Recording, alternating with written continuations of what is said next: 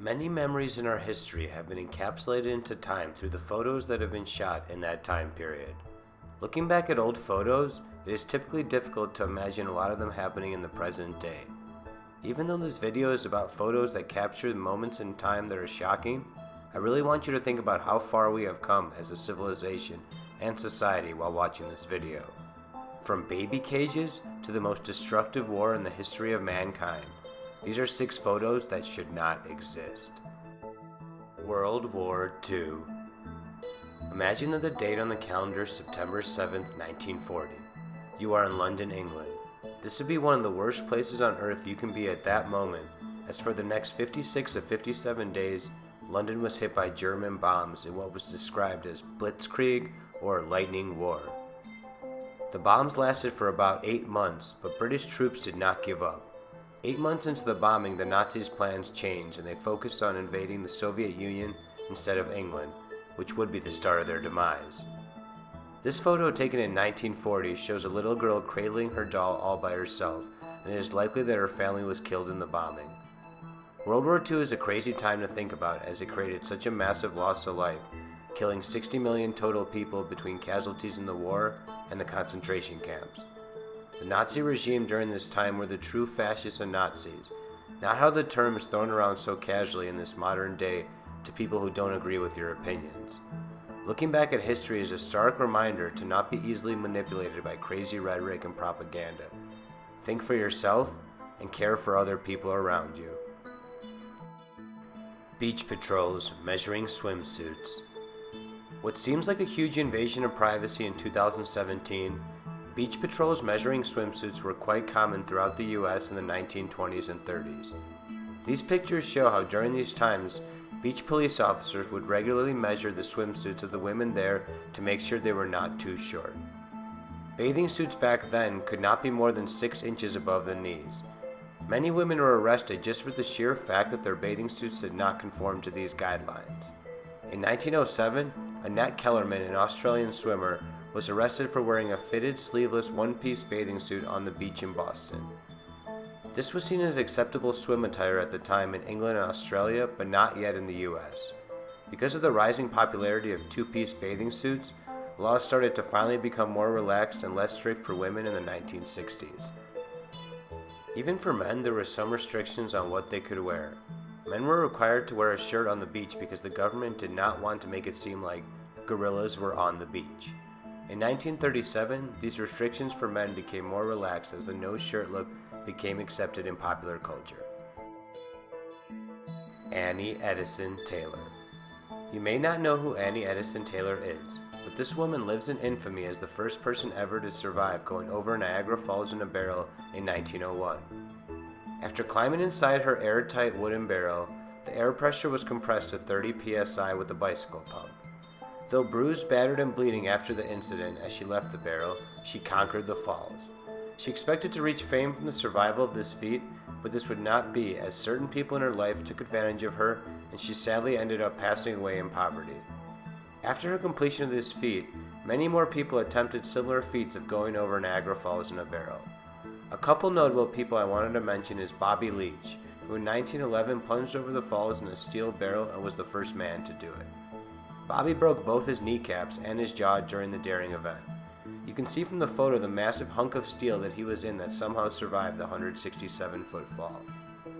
Weirdly, years later, while touring in New Zealand, Bobby slipped on an orange peel and died from complications due to gangrene. How peculiar. Another notable jump from Niagara Falls was in 1961 when Nathan Boya went over the falls in a rubber ball nicknamed the Plunge-A-Spear. The ball hit rocks on impact and bounced, but Boya survived and was uninjured from the incident. Going over the falls in a barrel is quite illegal, but some people still risk it occasionally, even to this day. Baby cages. The thought was innocent enough that babies in big city apartments are not able to get much fresh air and sunlight, but this idea was clearly not thought through all the way.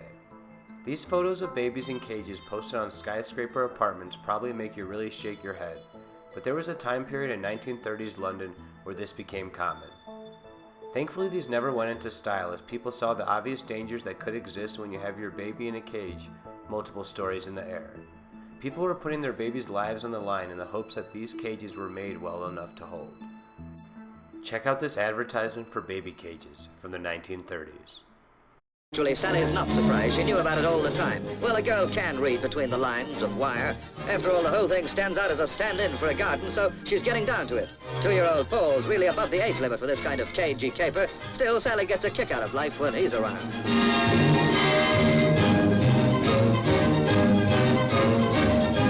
All this high life, it could go to a girl's head.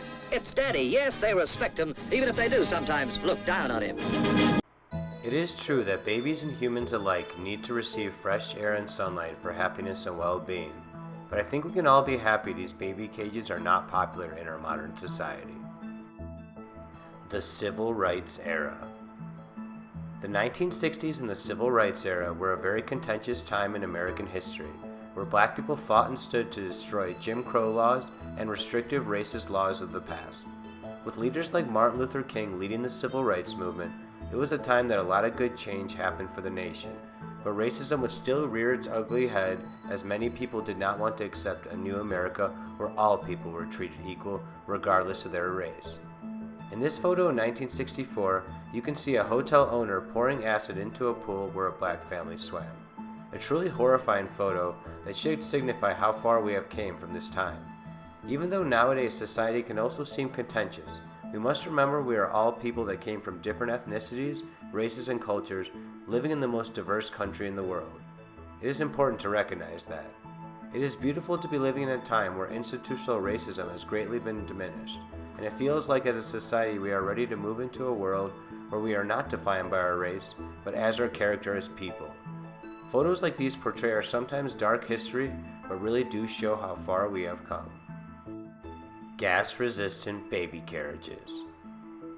This photo was taken in 1938 in Hextable, England on the brink of World War II. The woman in the photo is pushing a gas-resistant baby carriage. The idea of the carriage was that it would attach to mom's gas mask to help the baby breathe the same clean air as mom. The years around World War II were a scary time to be alive and living in Europe. You constantly had to be in fear for your life, and inventions like this signify the constant fear that people were living in this era. These carriages became more popular in the time around World War II and in the early 20th century, but lost popularity after the war. I am happy that we do not have to live in a time period where we are constantly in fear of war, and I strongly hope that we never have to experience anything like the conditions of World War II in our lifetimes. Many of these photos are quite dark and portray a history of the world that many people want to forget. But these photos are all real moments of real experiences and products that existed throughout our history. We cannot deny or live in the regret of our history. We can only embrace it and try to grow and become better collectively. Don't worry about going and changing the whole world. First, go and work on yourself individually. As cliche as the quote is, be the change you want to see in the world. Go for the dreams you have always wanted to pursue. Remember that every failure is one step closer to success, and become the best you that you can be. Thanks for watching.